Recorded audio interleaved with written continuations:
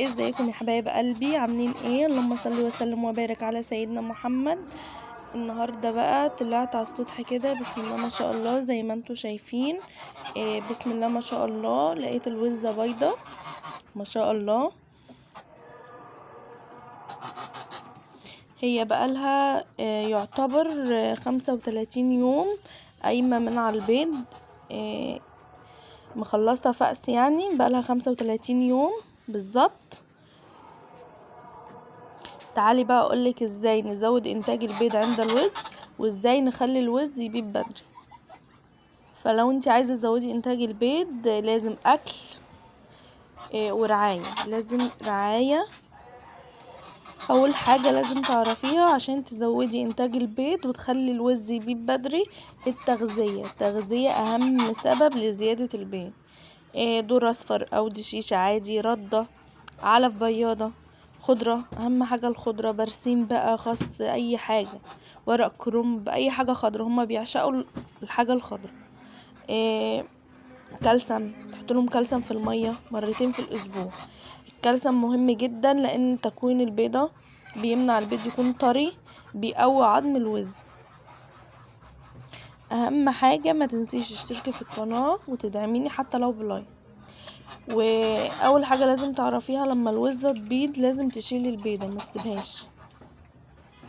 واهم حاجة مكان هادي، مفيش زحمة، والدنيا تكون ناشفة، وما تنقلهوش من مكان لمكان لان هو كده بيتوتر والبيض بيقل وممكن ما يبيضش، ممكن يوقف بيض خالص.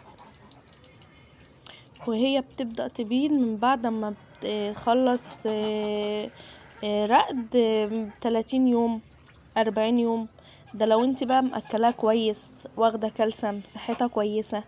الحاجات بقى اللي بتقلل انتاج البيض خلي بالك منها: سوء التغذية، نقص كالسيوم، القلق لو نقلتيها من مكان لمكان وقلقت، ولو هي تعبانة. انت ممكن تحط لهم فصين توم مهروسين في المية، يعني مرة يعني مرتين في الاسبوع، مرة في اليوم، يعني مش كل يوم، يعني مرتين في الاسبوع. بتزود الوزن برضه وبتزود انتاج البيض. واحنا كنا نقلنا الدكر اللي هناك ده معاهم، لان المرة اللي فاتت البيض ما كانش فيه كسر. لان اما احنا جينا نحرش الدكر لقينا ان المكان عنده من ورا عليه مية، وده بيأثر جدا في الكسر، بيخليش البيض فيه كسر. فجبنا الدكر ده وحرشناه وحطيناه معاهم. الخلاصة، لو عايزة وزك يبيض بدري وبيض اكتر، يعني بيض كتير، اكل مظبوط، كالسيوم، راحة، والاضاءة اهم حاجة، لازم يكون في اضاءة مش مكان مكتوم، والنظافة.